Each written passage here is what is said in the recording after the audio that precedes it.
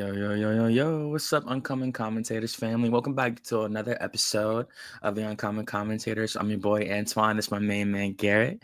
And I got the boy, Wiley. You just heard him in full effect right there. Got the boy, Wiley, on the ones and twos. Thank y'all again for joining us on another Thursday night. Always fun to talk about the sport of basketball, the sport we love the most, of course, around these parts. But got to ask my man, GB, how he's doing. First and foremost, as always, how's your week been, man? Of course, you're still writing, putting out that great content on top of all the Sure. other stuff you're always working on. So, how's your week been so far, personally? Yeah, man, it's been pretty good. Like you say, just out here, writing articles, putting out good content, and of course, covering the Hawks. They've been doing pretty good without Trey. So I know we'll get into that a little bit later. But yeah, everything's been good, brother. So how you been? You doing all right? I've been great, man. Most definitely. Same as you. Just been watching the Hawks games, watching the Lakers game. Was up till 2 o'clock in the morning last Mm, night, and I yeah. had to wake up. I had to wake up at like 8 a.m. to go to my side hustle. So back on the dedication with these West Coast matchups. Mm, But no, I've been great, man. It's been really fun watching Atlanta, seeing how they had to dig into their depth without Trey. Even right now, like his numbers, he's averaging like 18 points and 8 assists a game. Of course, he was, that was with the culmination of a few down games and then them just getting hurt during the Brooklyn game. So they're just faring pretty well without him. I've enjoyed Jalen Johnson a lot. Dyson Daniels, his last 3 games, he's dropped 18 points literally in those last 3 games. He's been playing great. yeah. So it's been good just watching the Hawks basketball, as always. But yeah, man, we have a great show tonight, Mm. as always. And man, like I do look forward to this first topic. I'm not gonna lie. Because it's always exciting to talk about the teams who have momentum at the early portion of the season. And man, like I guess we can go ahead and get this shit out the way. We can go ahead and talk about the Chicago Bulls. We talked about them last time, but we didn't really give them their just due with how great. Turn me the fuck up, Bulls! Turn me the Oh my fuck up! God, bro. Turn me up! Added a DJ remix to it and shit, like trying to Man, get that all is not comfortable. going to go away anytime soon. That is For not going to go real. away. Trying to make it a thing, like seriously. Might hear that in Magic City on a Friday night. You never know. Mm, But nah. Seriously, the Bulls the Bulls have looked great though. I've been highly impressed with Josh Giddey. Um He's looked great, man, coming out of OKC off that trade. I think he's meshed very nicely coming into this new role. He's averaging 23 points with 10 rebounds and 9 assists a game, looking like a prime Russell Westbrook out there, almost a triple double. He's pulling home every night, and he's only 23 years old, so I think his future is extremely bright in Chicago. He's still getting his efficiency better, shooting 49% from the field, but it's almost 50, so it's not that bad. I think Giddey's looking great, to be quite honest. Just last game with the win over Philadelphia, he had 29 points, 12 assists with 15 rebounds. Josh Giddey. So he's been fucking these dudes up, man. I'm gonna be quite honest. And I use that verbiage because I am truly astonished with his development. I think he's made an early case for the most improved player of the year to see in the corner he's turned. He's always had this skill set. I don't think his numbers are going to diminish like that come April. I think if he has like a full 70 game sample size of this play style, I think Josh could average like 18. He won't drop no 5. I think he'll average like I think he could be a 20 point per game scorer with at least 8 rebounds, and he can average 9 assists. So he can be a nightly triple double threat literally every night. And the fact that it's not to disrespect the team, but the fact that they don't really have, any major star talent on the roster, especially with Kobe White being injured, lets you know how well coached this team is, extremely cohesive under Billy Donovan. And yeah, I mean, I think they've been great, to be quite honest. We're not gonna hear we're not gonna hear the end of it, unfortunately, but Jay deserves it. He's been waiting for a long time. I said it, when D Rose got injured, that set the franchise back a decade. He was 22 years old at the time when it occurred, so that certainly set them back a decade. He was supposed to carry that torch for the next 10 years at least for the Chicago Bulls. So it was a dark age that they were in. Of course, they had DeMar DeRozan and stuff like that. Now I think with this young core, they have found stability for the future. So excited for the Chicago Bulls. It's early. It is early, but they're looking good. I don't think they're gonna fall off like that. They've been playing really good together. Just the fact they're able to maximize their ability as a team, just off the ball movement purely, I think it opens up a lot of doors for this roster.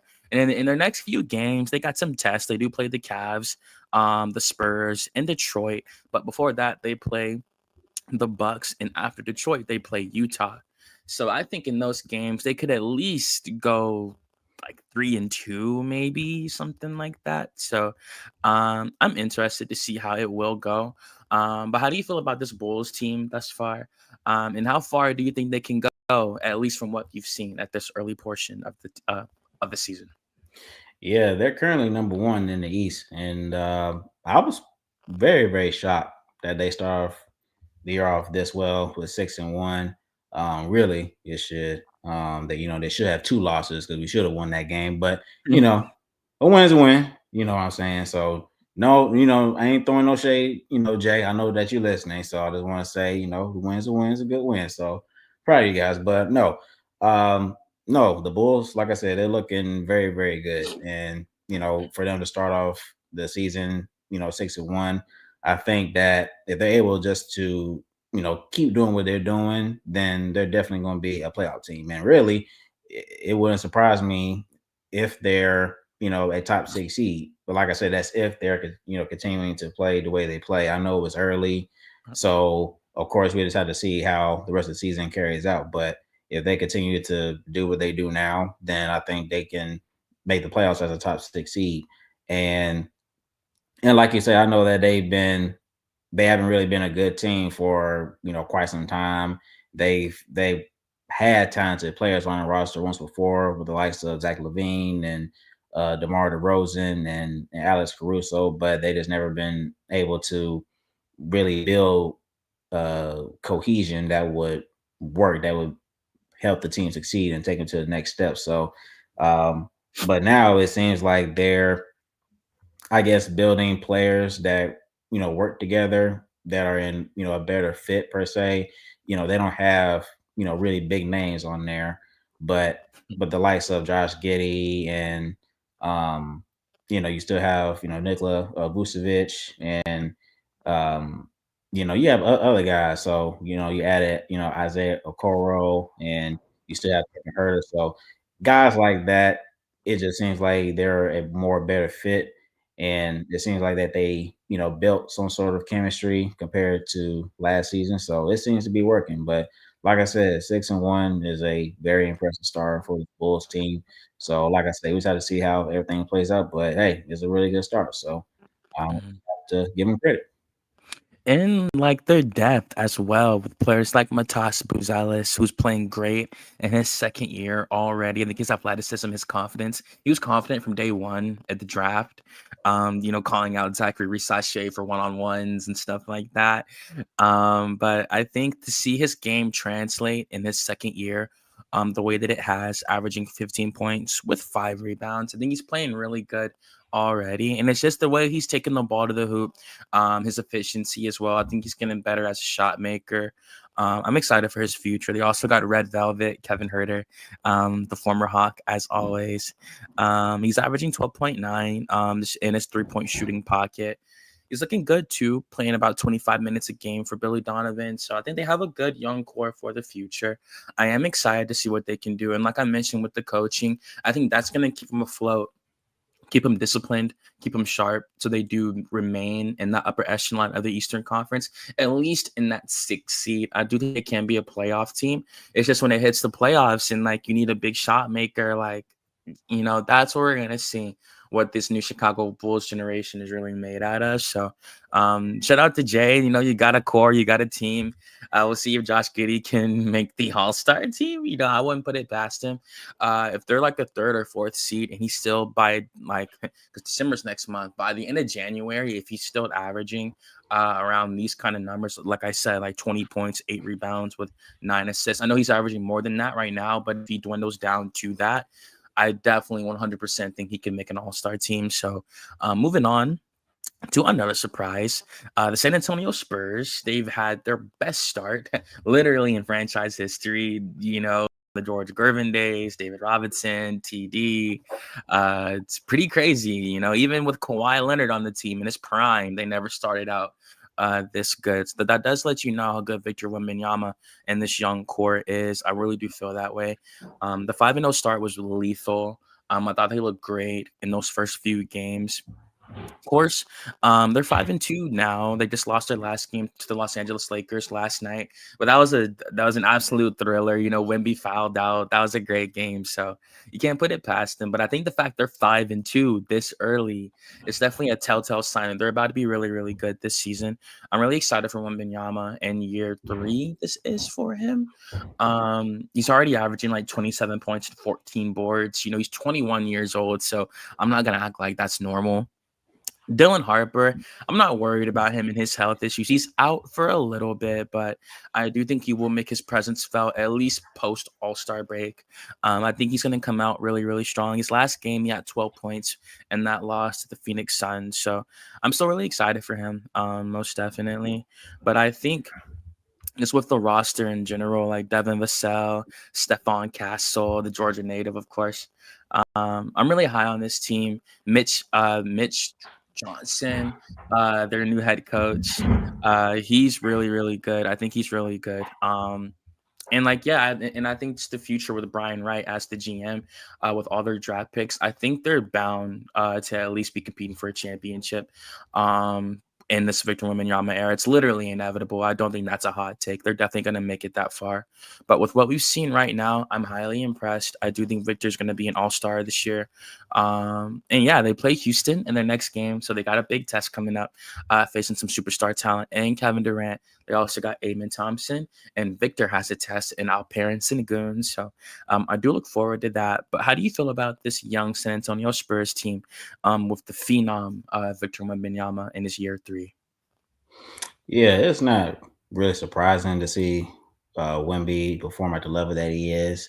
I think he reminded a lot of people just how dominant he can be, even though that, last season he wasn't able to play a full season last year. So of course, I think he only played maybe half a season. I don't know the exact number, but like I said, just starting off this season, just playing dominant, basketball. We saw, the great game that he had against Dallas, and just dominating against AD and other guys. And like I said, I've never seen a big man like that just play that level of dominance. So it's not surprising to see the way he's playing at the level. But I think the fact of the matter is that when you have a guy like Wemby, but then you have other complementary players around him, you add Carter Bryant, who was a really good pickup in this Mm-hmm. past draft. He was a guy that I liked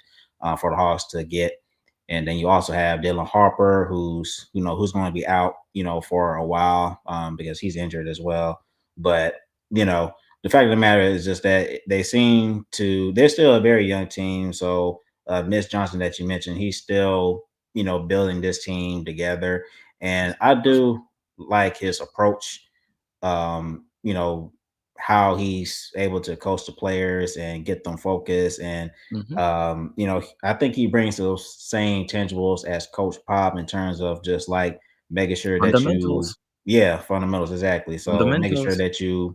that succeed in those fundamentals, and then just, get into that rhythm. San Antonio, they've always known to, not really change a whole lot. Like I said, it's just sticking to the fundamentals, and then just learn the system, and then just keeping building those good habits. So that's what makes a difference, and I think that's what Mitch Johnson is doing, and that's really paying off. But no, I think San Antonio, I think it's like the Bulls. If they continue to play the way they're playing now, then they could certainly make the playoffs for sure.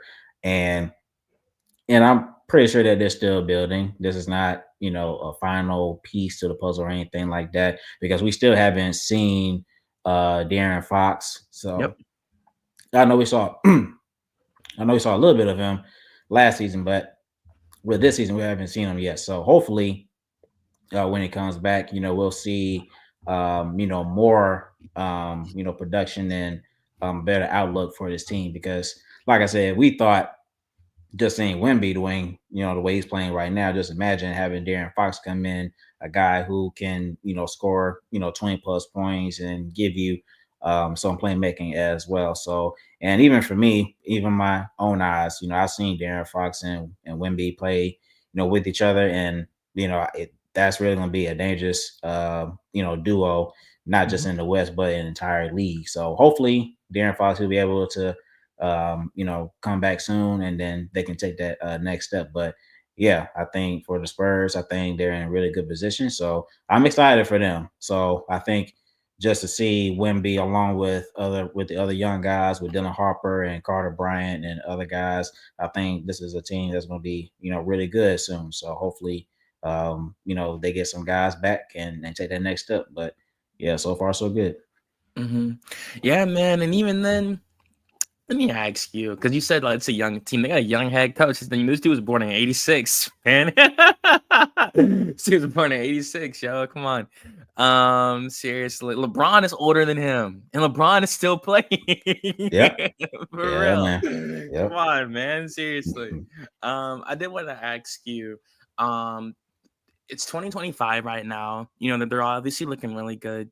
Wembanyama's playing at a great level, superstar level. I don't think it's Shaq said there's only 4 superstars in the league one time. I do think Wemby's one of these superstars for certain.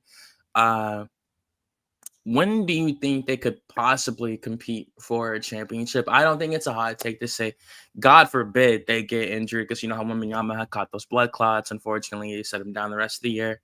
God Mhm. forbid they get injured. I think they're going to make the playoffs 100%. I think they're a nightmare matchup for any team in the first round. The way they can throw Victor at any superstar big, it does not matter. They also have the length on the perimeter to give any team, whether it's Oklahoma, Houston, they have the depth to give them problems in the coaching as well to do good in those playoff moments, even with that young roster. So when do you think they could possibly like really compete for a championship? It's 2025 now, and Victor's already playing this good. So give me a year you think they could possibly be in that ballpark of a Western Conference Finals appearance or an NBA Finals appearance. Yeah, I think maybe in the next three, 3 or 4 years. Now it may be a Okay. little bit shorter than that. I think I'm going to Wow. give it about 3 to 4 years, only because there's a little bit uncertainty in terms of what they're going to do to take that next step in competing for a championship. Because Mhm. uh, obviously they're not there yet. Even when they are fully healthy, and we look at the way they're playing now. So just imagine what kind of team they are when they're fully healthy. I think, like I said, I think they are a team that could be a top 6 seed in the West. Now we know how hard it is to compete, in the West. So we already know that. But I think where this team is right now, I think this is a team that could be a top 6 seed and that could potentially make a deep run into the playoffs. But in terms of competing for a championship, I think it's just more so of who's going to be that third guy to really put the pieces all together. I Mhm. think now and I think that's why a lot of people are wondering, like, hey, if Giannis ends up, asking out, is San Antonio going to go all in on that? Because it's not like they don't have the assets or the young players to do so. So it is more so of, how long they're going to wait for that opportunity. I'm just not sure if a Wemby and a De'Aaron Fox will get the job done. Now, I think, like I said, I think it could help you make a deep run to the playoffs, but I'm not sure if it's going to help you win a championship because you still have to go through the Houston Rockets. You still have to go through OKC, of course. You still have to go through Denver. So it's not going to be a cakewalk.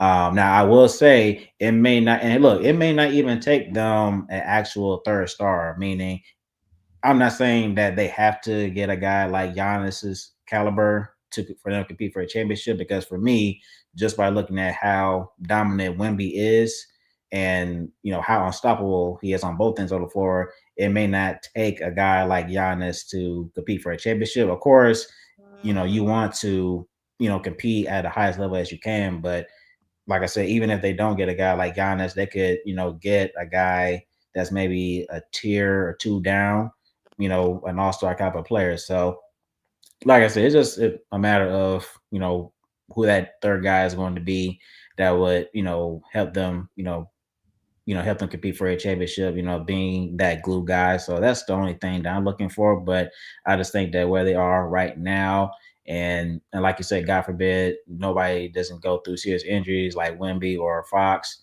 or Mhm. any other guys. So if they're able to, stay, fairly healthy, and that they just continue to just, build out the roster and stay the course, then I think that they can, take it to the next step.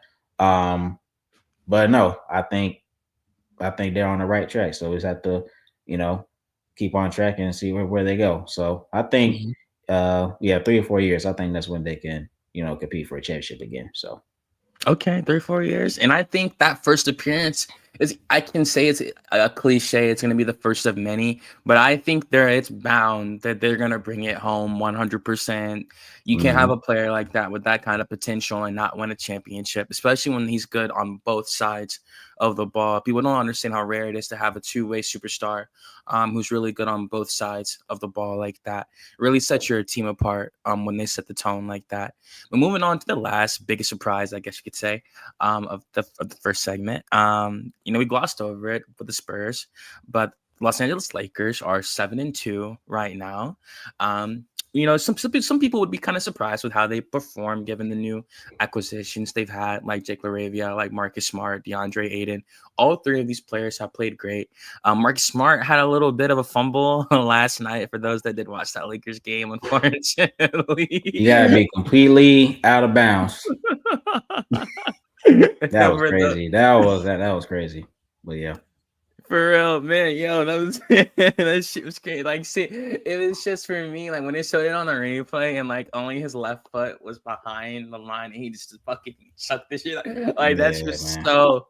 Of course, that was not intentional at all, but the fact it just played out like that was just so funny. Yeah. And you can see in his face, he just felt so stupid after that, man. And when he just felt so angry, you could tell, man. And like Mm. the Spurs, they really almost came back in it. If Julius Champagne like makes those free throws, I mean that would have been crazy.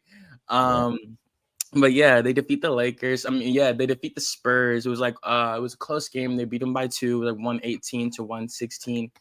It was a great game. If you got to watch it, absolutely it's phenomenal. Luca had 35 points. He shot 9 of 27. But he still had 35, getting to the free throw line, drawing fouls, had 13 assists as well, looking like a great playmaker out there. And keep in mind, there was no Austin Reeves and no LeBron James. So it forced Luca to really try to take some shots he wasn't really accustomed to taking like that, just to really try to put the team on his back scoring wise. You want to see Luka get 27 shots on the same court with Austin Reeves and LeBron. Of course, LeBron hasn't made his debut yet, but even with Austin on the floor, they definitely share the ball a lot amongst themselves for certain. And I thought they looked good with their new roster. They look really good. All the new role players mesh really well. Jake LaRavia had a great game at one point. He shot like 9 of 11 at one point, one game. Just being in his pocket as a spot up shooter.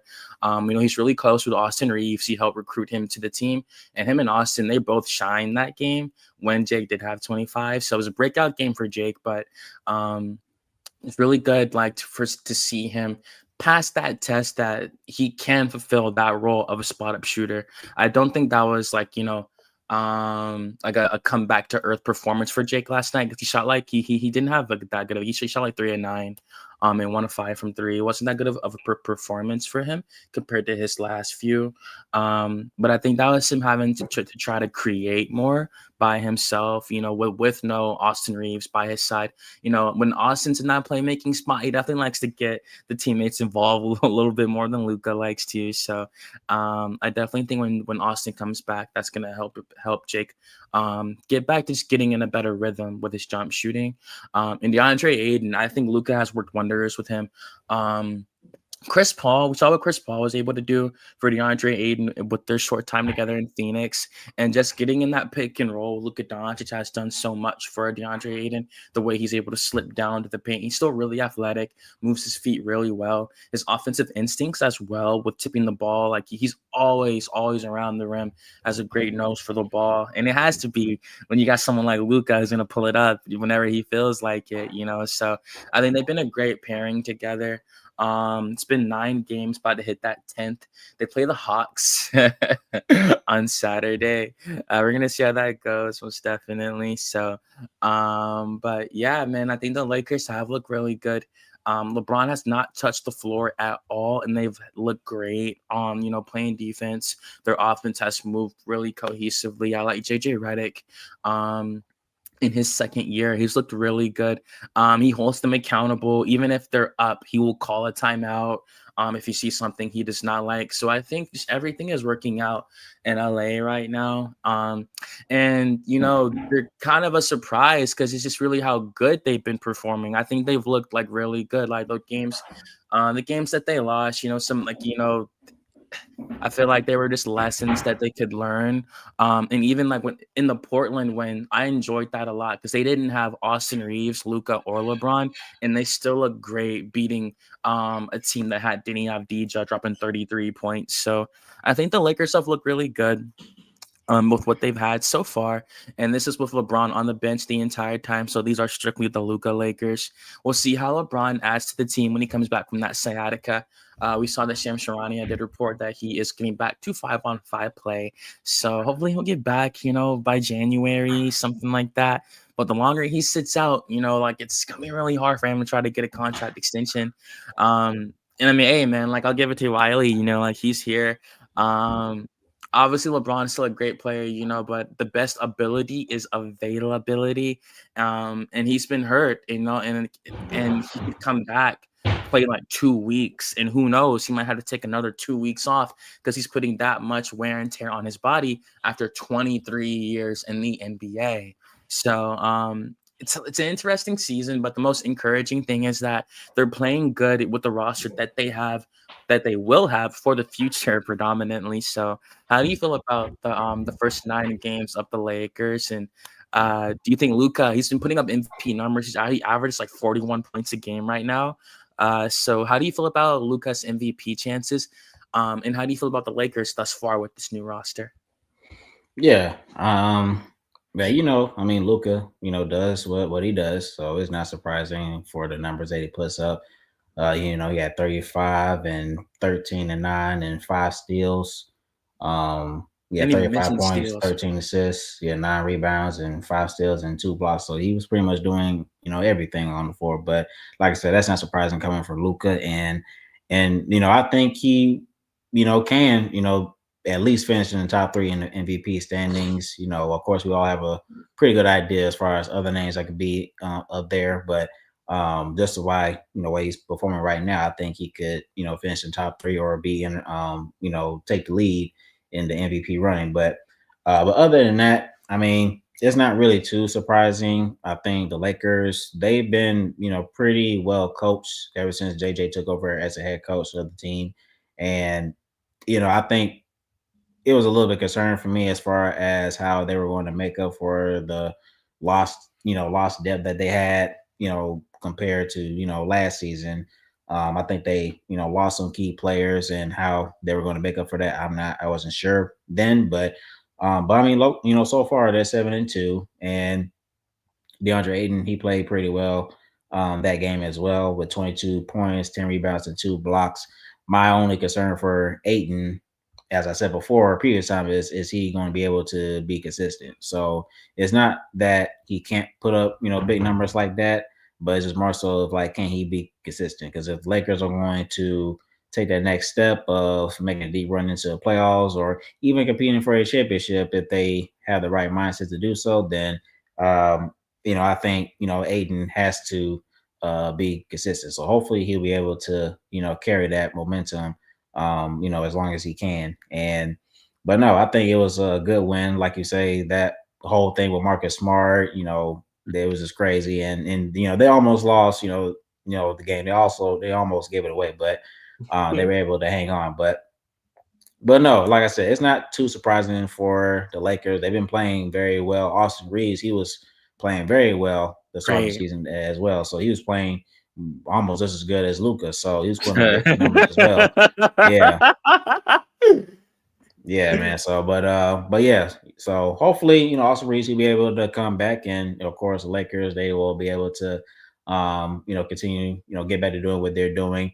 And Mhm. like I said, we don't know when LeBron is going to come back, but but like I said, I think it's good for the Lakers to just build that cohesion without LeBron because we know, LeBron, as far as retiring, that's going to come, quite soon. So it's good for Luca just to build chemistry around these guys and just to get acclimated, without LeBron. So getting used to that is going to be important. And as you mentioned, also that since we play them against the Lakers Saturday, that's going to be a really good test for this Hawks team because we're going to be without Trey for almost at least a month. Four So weeks. it's important for our guys to do the same thing as far as building chemistry and just building that cohesion without Trey. Looking for other ways to win when he's not here. So I know that we beat the Magic the other night, but I think just going up against the Lakers, I think it's going to be a really good test just to see the defensive acumen between Nikhil as in a Walker and Dyson going up against Luca and we don't know if Austin Reeves is going to be in the game, but like I said, just I think this will be a good test for the guys just to see, what's working and what can be improved. And we're definitely going to need a big night from other guys, but no, the Lakers, like I said, they're doing really good so far, so it's not too surprising. So we'll see how they all look like when everybody's fully healthy, and that's including LeBron too. So we'll see how it goes from there. Of course, yeah, man. I think Jalen, we're gonna need at least a 30 ball from JJ. He's been playing great, absolutely. Jalen Johnson's been averaging like 21 points, 9 rebounds, and 5 assists. So he's looking like an all-star himself, absolutely. So, but before we end on this segment, can't have surprises without having a couple disappointments that we're gonna talk about right quick. The Orlando Magic, they're 3-5 right now. Two of those losses have came to the Atlanta Hawks. So, it is what it is. They played a good team that time around, say what you will.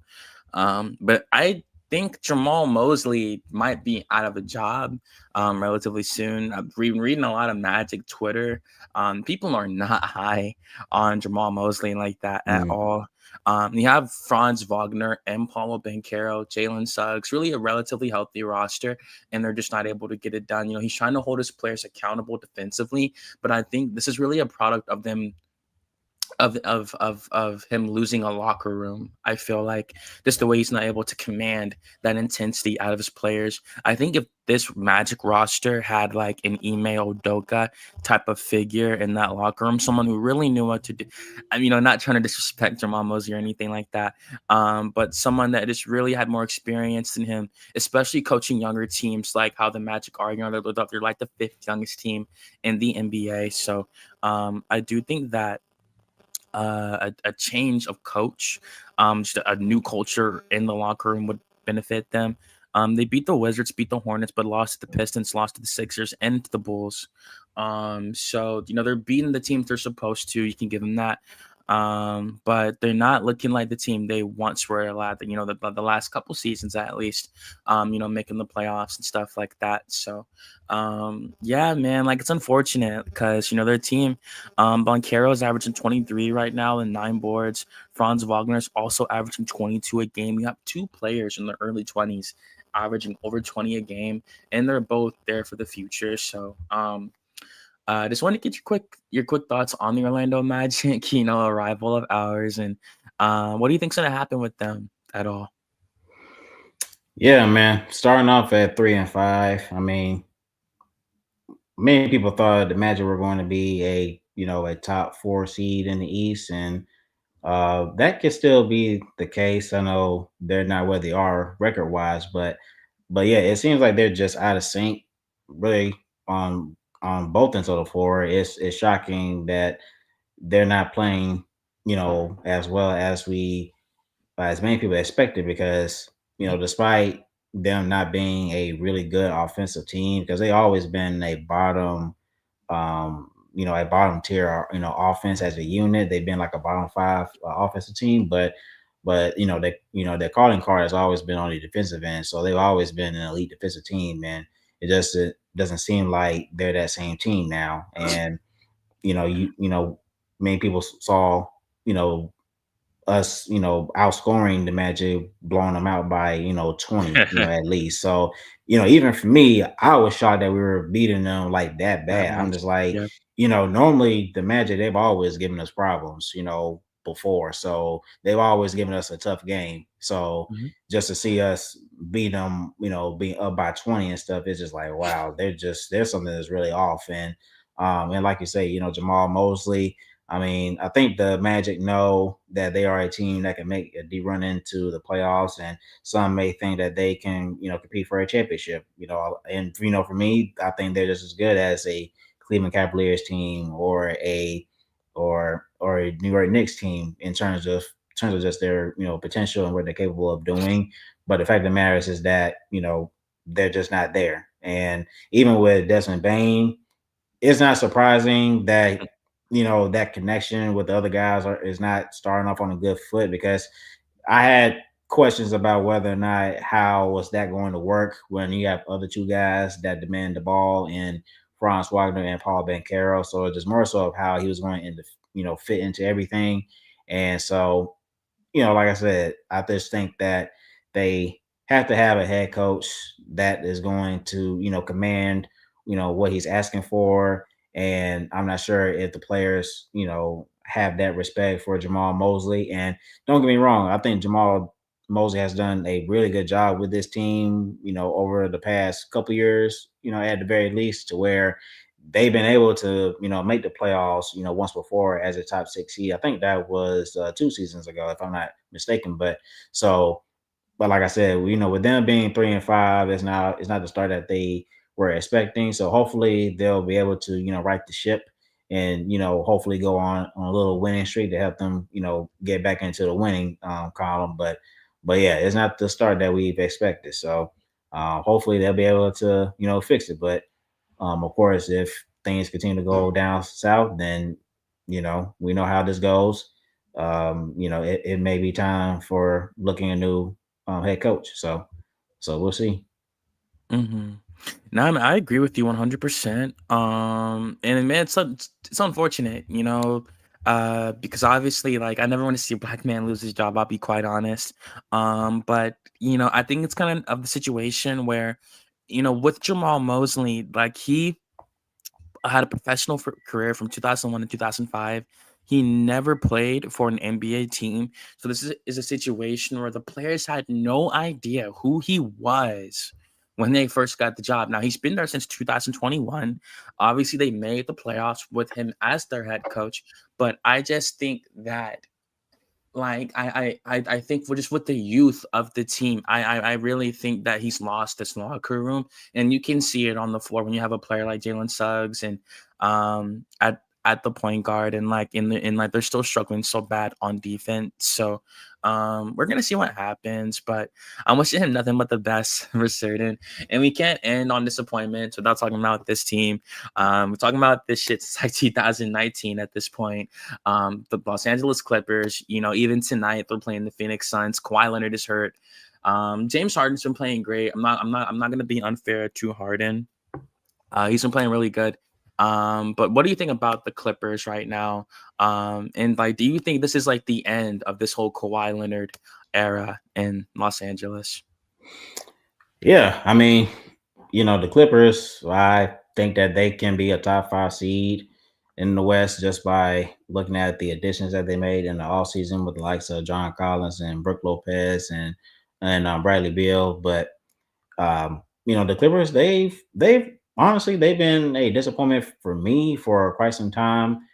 Really going back to when they, brought in Paul George for the first time, and I really thought that was a team that deserved to win a championship. Or I feel like that was a team that should have won a championship just by, seeing the amount of talent that they had, but they weren't able to really put it all together. So For the Clippers, I thought they brought in, really good depth and players that, seem to fit with Kawhi and James Harden and other guys. But, like I said, some teams this year, this season has started off, pretty slow, but that happens sometimes. But we've also seen teams that, go through the middle of the season and catch fire. So like I said, I think the Clippers, they have a lot of potential. I think they can still make the playoffs, and I still believe that. So it's just more so just again, continuing to build that cohesion between one another, because it's understandable when you have to, you know, build chemistry around,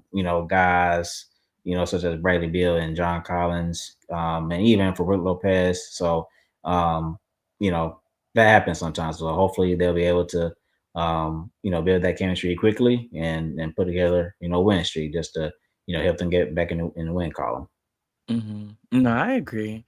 Most definitely. I think this might be the end of the Kawhi Leonard era in Los Angeles. Steve Ballmer seems like a really nice guy.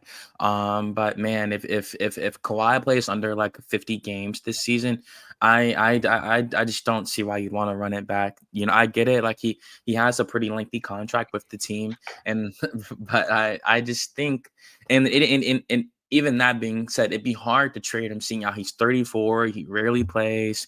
That's a beefy contract to try to pay Kawhi Leonard. When he's healthy, he's still a phenomenal player. He reminded us in the playoffs last year. But it's just been such a disappointment, and it always leaves a bad taste in our mouths. And the last thing I will say before we move on to the next one is that I just don't want to see Chris Paul's last year in the fucking league just go to waste, man. Like a player like that, like CP3, like he might I mean, he might just not literally ever get a championship, unfortunately. And it sucks, man, because Clippers have a great team on paper, and like I said, Harden's still playing really good. But going to our next topic of the evening, it's an important one. Definitely got to talk about it for certain, and the way it affects the NBA, one of its superstars. John Morant has been going through a lot of trouble with the Memphis Grizzlies. I mean, he reportedly said he lost his joy with the team. We saw Jimmy Butler go through a similar situation with the Miami Heat, and he now plays for the Golden State Warriors, like in a breath of fresh air out in the Bay. So we could see Ja make an exit out of Memphis. They've always been a good team with him as their superstar, but after the whole gun stuff started happening, it really just started to fall off the rails, unfortunately. You saw him in terms of his like endorsements. Don't get me wrong, his shoes still sell like wildfire. A bunch of WNBA players, NBA players still wear them, but I don't see him on TV like I used to prior to like the gun stuff and stuff. I see Anthony Edwards way more now than I see John Morant. So we know that Jaren Jackson Jr. did get his extension, and Ja has 3 years left on his contract. But obviously, seeing the instability with what's going on in Memphis, he might not be their guy for the future, unfortunately. So, what do you think about the Grizzlies situation, and what do you think might come of it with John Morant? Yeah, it can't get any worse than this. Um, with John Moran, because it seems like they're going into a rebuild. They fired, former head coach Taylor Jenkins, and of course they traded Desmond Bain. So it doesn't look like, Memphis is a team that's going to compete for, a championship or a deep run to the playoffs anytime soon. So now that you have this issue with John Morant, I think it's where um you have to hit the reset button, honestly. Because if a player is not, coming in with a mindset of, being there for, the city, being there for the team, and really, being there for the fans of, trying to win games, then that's not a guy that you will want in your locker room. And so, to your point about, his frustrations about, not, discussing a contract extension, I know that could be frustrating for a player, especially of his caliber, but um, I think for Memphis, it just seems like where they are right now, they've I guess they've tried to, go for it, in terms of, seeing what they can do, when they had Desmond Bain, and of course you had Jaw, have Jaw, and then you have, Triple J and other key guys. But they just weren't able to get over the hump because they were a really good team when they had Taylor Jenkins, and so they were a really good team. But like I said, they just weren't able to, go any further than what they did. Uh, so yeah, I think for John Morant, and just when you look at over, what he's gone through, with the whole, gun issue and the mental, health, that's been, he's been going through, and now you have this. I think that's what they should do. Like I say, they traded Desmond Bain, and I think now for John Morant, if he's not, looking to really, give his all into, to this team, then I think it's best to, go separate ways. So I think that's what's best, for both sides. So I think that's what they should do. So Mhm. Yeah, man, and like I do agree. It's unfortunate. He's only 26 years old in the prime of his career. Hasn't even arguably reached his prime yet. Still a great player. I do think he does contribute to winning basketball, even with his athletic play style. I think he's only contributed to winning basketball. The former number two pick, he's lived up to the hype. He's a two-time All Star. Has made an All Star team since 2023, but that's strictly because of the gun stuff. If he still had a squeaky clean image, I still think he'd be viewed complete like just entirely different. Right now he's averaging 20 points and 7 assists a game, but we know like that's just with some rocky stuff, inside, on and off the court, unfortunately. And I guess the last thing I will ask you about this topic is like, if there is a team you think he could mesh well with and actually fit with, what do you think that would be? I actually saw like some, it was like some reporting like that Chris Mannix had did. I saw some Clutch Points. I saw they had tweeted out something where that if there are two teams that are going to move, it'll likely be well, like the expansion. They would move the Memphis Grizzlies to Vegas. It wouldn't be like the Vegas Grizzlies or whatever, but whatever that team in Memphis, it would become that new team in Las Vegas. So and Seattle as well. We know Adam Silver has been very vocal about getting a team in Seattle. It hasn't happened yet. We don't have a year or a date, unfortunately. But I did see the reporting that said, and we also know that Vegas has 100% been a hot spot that they wanted to get in for an extremely long time. So we got a little bit of rumblings that if it would happen, the Memphis Grizzlies would have moved to Las Vegas and become a new team, and just Seattle would get a whole new team in general. So I guess I ask you, if there was a team that John Morant could play for and mesh well with, what team do you think that would be if it was a completely new chapter for John Morant? yeah, I think, honestly, for me, it's just more so, it's going through what team or teams, need a point guard. I think that's the first thing that comes to mind. I think, the Rockets are an interesting team. Now, I don't know how, they would get that, get a trade done like that because we know Fred Van Vliet, he's, done for the season. So I'm not sure if they would be interested in trading for John Moran or if they're fully committed to Fred Van Vliet. So who knows? But I think maybe a team, like Boston, could take a look at him potentially. Like I said, I'm not sure about the fit because John Moran, he needs the ball to be effective, and you already have two guys with Jason Tatum and Jalen Brown that have to do the same thing, for them to be effective. Um, so yeah, I think it's just and really there's not really a huge market for John Morant because, like I said, there's Right. not that many teams that need, a point guard. So that's why I'm just, calling out teams that, that may need a point guard. But like I said, at that point, you have to think about if the fit is right and, what kind of trade you're looking at to get the job done. So, but like I said, I think, a team like, Boston, or the Rockets, those teams could take a look at them. But like I said, there's not really a huge market for John Morant. So that'd probably be something I'll have to think about, even deeper on that. But yeah, I Mhm. think if John Morant wants to go to a team, like I said, of course you want to go to a team where you feel value, but also for a team that he can go to that can compete for a championship or make a deep run to the playoffs.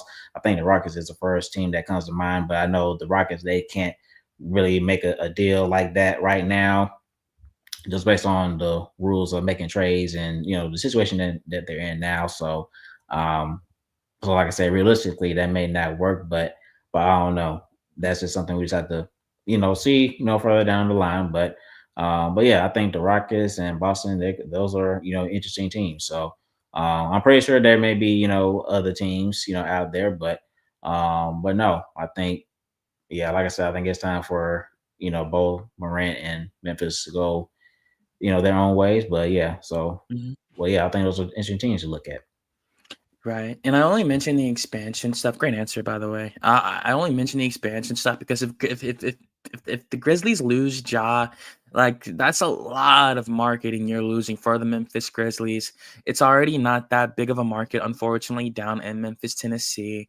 Um, and I mean, yeah, like you heard Kendrick Perkins like like on all these podcasts, like the Pivot and stuff like that, saying like he was hurt from Ja's comments because he felt like he's one of the main reasons why Ja is put on a pedestal because Kendrick Perkins was advocating and writing for him on ESPN the way that he was. He was saying, like, we're down in Memphis, we're down in Memphis. He kept saying it over and over, we're down in Memphis. Like we're doing ESPN all access on the Memphis Grizzlies. Like, when do you ever see the and I feel him for saying that because like he's been in show business for now for a pretty long time. Perkins was in the NBA for years, so he obviously is extremely familiar with how much of a business it is. It's brutally honest. It's a brutally honest business. We just saw Mac McClung just get cut from the Pacers today after trying so hard to get on a team. That whole slam dunk contest champion, I mean, all that just means nothing, cut just like that. So we know how brutal of a league it is. We know it's all built around money, period. And I think if they were to lose Ja, it'd be devastating. And even the league themselves, the dudes that cover it at the highest level, like Perkins said, he knows that cities I just know that ain't don't who I get think it is. they don't get that kind of coverage. So I know Wiley definitely feels strongly about Kendrick Perkins and his takes and stuff. So how do you feel about the Ja situation, man? And even then, before you go, Wiley, I did want to get my destination. And you can definitely chime in on that too. I would pick Milwaukee, the Milwaukee Bucks, for him to go to. It'd be the only way they could keep Giannis, giving him another superstar point guard after the whole Damian Lillard situation. He'd be 9 years younger than Damian was at the time when they signed him and stuff like that. And then give him that superstar pairing again, and it helps you keep Giannis. But yeah, Wiley, I would love to hear what you got to say about the Josh stuff for sure.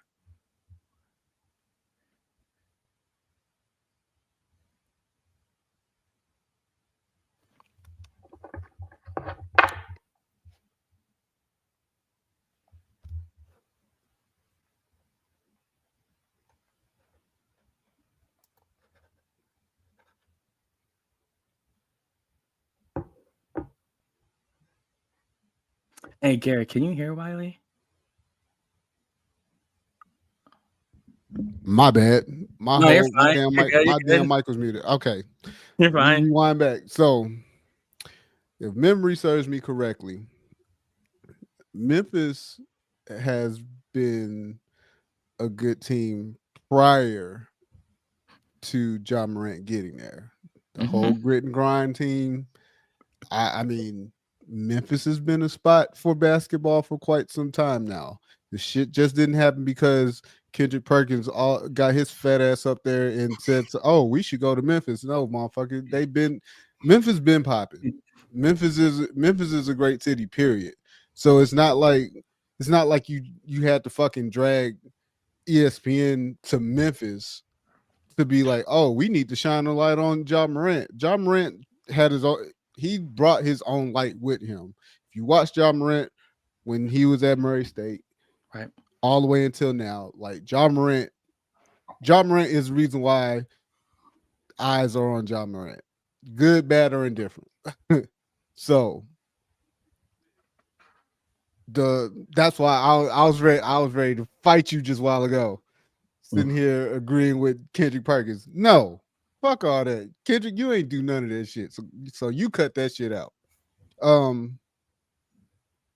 This whole situation, and from what I read earlier, it seems to stem from, I think it's two parts. It's the firing of Taylor Jenkins. Mhm. That's one part. And then the second part is contract extension. Of course, you know they paid Triple J. Ooh, excuse me. They paid Triple J over the summer. What was it? 5-year. I had it written down. 240 million. Yep, 5-year, 240 million. Check, boy.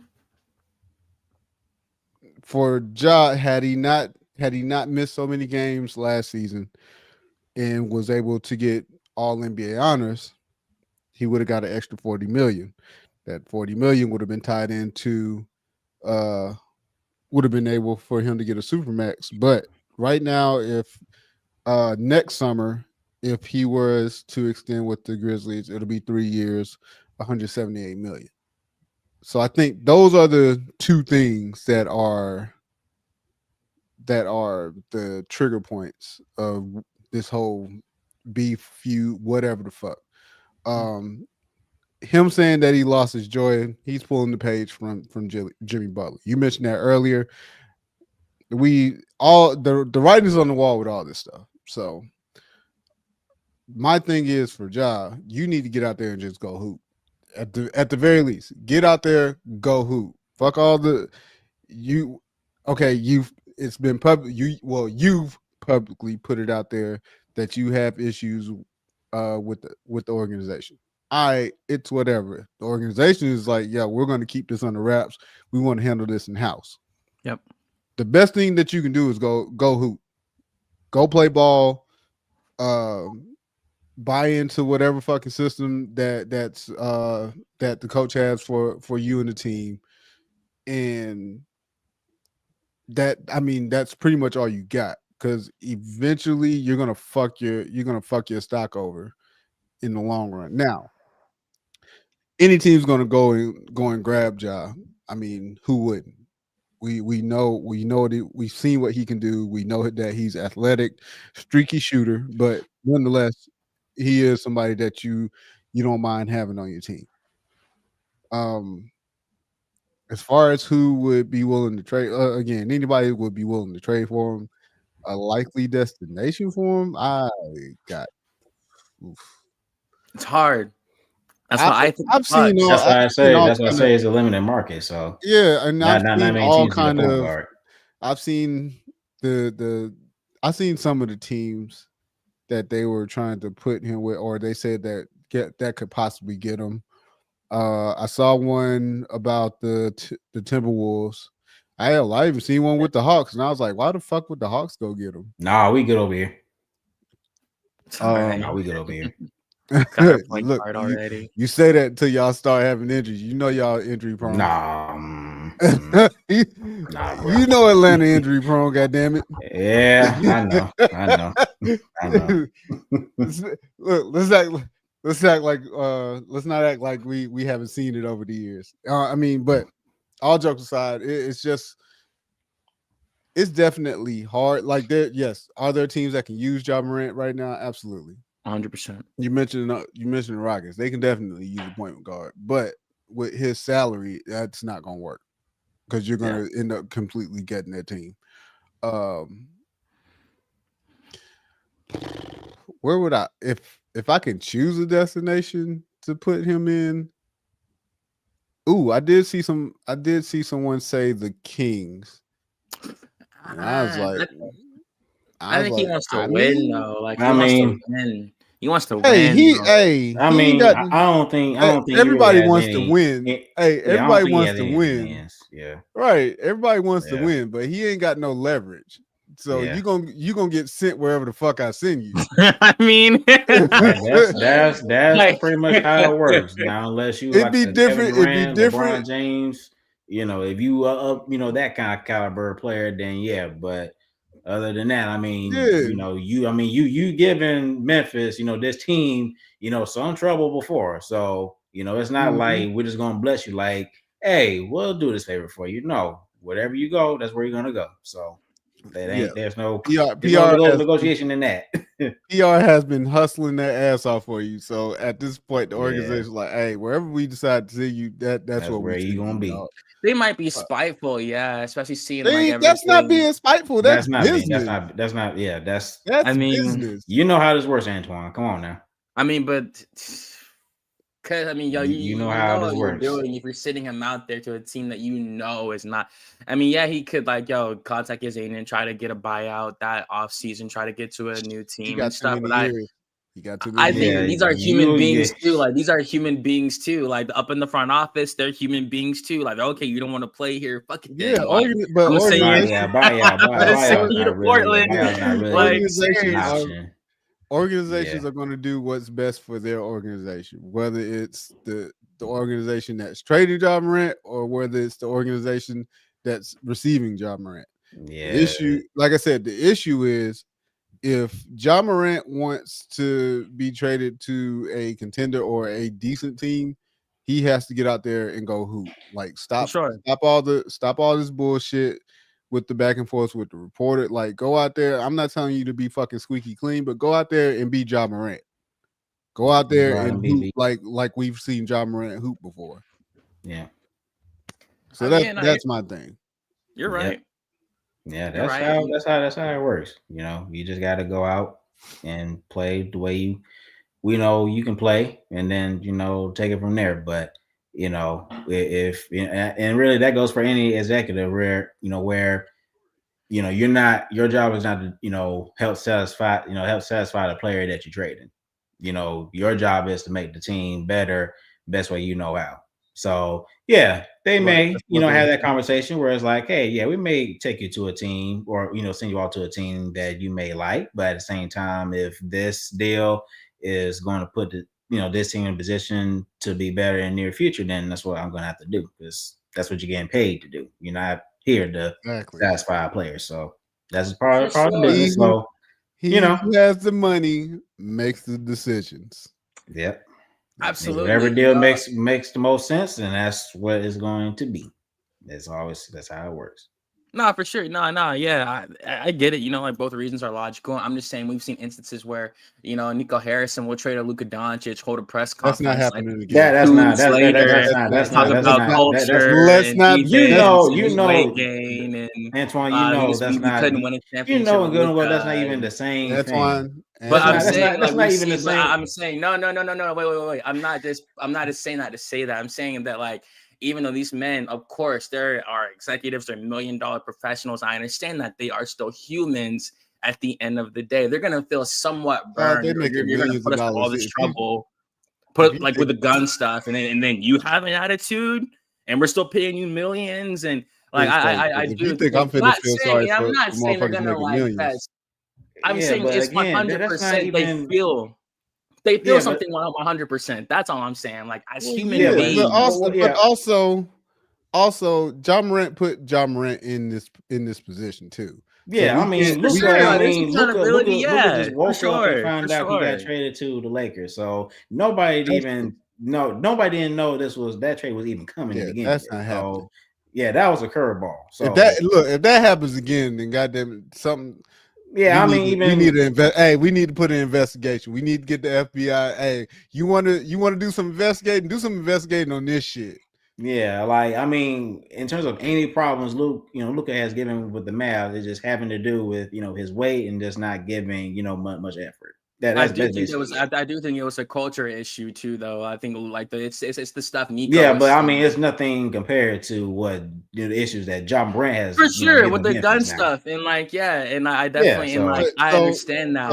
I'm just saying when you give a franchise problems, like these are still humans that are upstairs. They're gonna feel some type of way. These are grown men, like these kids are paying these kids millions of dollars. People had it with you have had a regular job. If you have a regular job, or the owner that's making the decisions, you're gonna do his best. Right, I hear you, Antoine, but also like when you're the organization that's trading for Ja Morant, that is still going to sit in the back of your mind. Like Right. he Yeah. could possibly be on this bullshit again, and now we got to deal with that. For sure. You gotta take all that in consideration. So again, all of this is his doing, but he can undo a lot of this shit just by going out there and going. Yeah, but going and playing, you're right, for sure. That's it. That's the long and the short of it, for real. Mm-hmm. Yeah. Get out there and go hoop. Yeah, man. That's all I got. No, it's That's all it. good. I mean, that was a great take, man. It's unfortunate. We'll see what happens, Joe. He's a great player. He would ended up being a 2-time All-Star with the franchise and stuff like that. But I guess for our last topic of the evening, we did talk about it on our last pod. We said we would cover it. I'm gonna go ahead and just give you some quick fire. Garrett, go ahead and just give me who you think will win these games in the NBA Cup. The first round, well, not the first round, but like we really got a lot of games kicking off tomorrow. So I guess you can go ahead and just give me who you Look, think's gonna win. I got you on the screen. I got you on the Summer Jam screen. For sure. Yeah. Because I had it on my phone and stuff. I appreciate you. Man. Yeah, so I think Cleveland will beat Washington. I think that's a no-brainer. Between Boston and Orlando, I probably have to give it to Boston because Orlando they're not playing very well, and Boston they won some games that were kind of shocking. So Jaylen Brown's been playing very well, so I think Boston. And I'm gonna go with the underdogs. So I think they're gonna win that game. The Pistons, I think they'll beat Brooklyn. Houston versus San Antonio. Houston will win that game, I think. I'm definitely, of course, going to root for our Hawks, and hopefully that they'll learn what happened in a home opener against Toronto. So hopefully they'll be able to bounce back and get that win. For Charlotte versus Miami, I think that all depends on if LaMelo Ball comes back for that game, but if not, I think Miami they will win that game. Minnesota will beat the Jazz, I believe. I think Dallas they'll beat Memphis. Oh, and Chicago versus Milwaukee. Okay, that'd probably be a challenge. So I'm going to be a Bulls fan. I'm going to give it to the Bulls. So they're 6-1. They're playing very well. So I had to give that. So even though I don't want to, because I know Jay, he's going to still rant all this trash talk. But yeah, I'm going to go with the Bulls. OKC will beat Sacramento, and then now Golden State and Denver. That'd be a good one. I'll go with Denver beating Golden State. Now, man, all great selections, all realistic outcomes. Yeah, man, I guess let's go after you. I got the Cavs, I got the Celtics, I got the Pistons. I feel like that one's definitely a no-brainer for sure. I got the Rockets. That's a hard one though. Actually, I'm gonna go with the Spurs, man. Now that I think about it more, I'll go with San Antonio. I really believe in Wemby. I got the Hawks, of course. I'm biased. I do think we can beat them. It's no trade, but at least we won't deal with that defensive issue in the first quarter. And we'll see how Nickeil Alexander-Walker impacts that rematch. I got the Miami Heat beating the Hornets. I got the Timberwolves beating the Jazz. I got the Mavericks beating the Grizzlies. I'm gonna go with the Bulls. I do think they can beat the Bucks. I do. I like their depth more. I think y'all are struggling with picking them Bulls, boy. That is hilarious. I mean, it's like put me in a corner. It's just like whatever. I'll just go along with it. Hey, man, that shit's still not sweet. Go see those dudes again too, and that shit's gonna go different. You feel me? We gonna even the odds. So seriously, I'm not pressed about no Bulls. It'll make me feel better, a lot better. Turn me the fuck up, Bulls! Turn me the fuck up! Turn me up! Yeah, sure. Yeah, hey, you can enjoy it's from one win. That's from one win, bro. It's from one win, bro. But yeah, I got the Thunder being the Kings, and I got the Nuggets being the Golden State Warriors. But I think that's gonna be a really, really close one. No exaggeration. That's gonna be probably the closest game of that entire thing. I feel, along with the Houston and the Spurs. Just got a text from Jay. Fuck the Bulls. I'll say it right here. Seriously. But nah. Thank y'all for joining us. Absolutely. Gonna keep covering up all these topics, especially the NBA Cup. I'm a fan of it. I like it. Like I said, has a lot of exciting matchups, especially with this game slate we got tomorrow. So. Yeah, I'm Garrett. That's it for me, unless you got anything else, man. Yeah, thank you guys for tuning into the show. As always, be sure to like, share, subscribe, and comment to the channel. You see the QR code up there, and make sure that you guys chime in, and also follow us on X and Instagram, and be sure to follow us. Of course, we do this for you guys, and we thank you guys for your time and your support. So we'll see you guys next time. Also, one more thing with this QR code, if you notice, Uncommon Commentators has their own YouTube page now. Yep. This page is now separate from the Best Damn W show. So now we have our own page. Again, hit the QR code, go follow the page, and follow us. Absolutely, yes, sir. Your time is always appreciated. Thank y'all so much. Y'all enjoy the basketball. Y'all have a great weekend, as always. They gave me my theme music.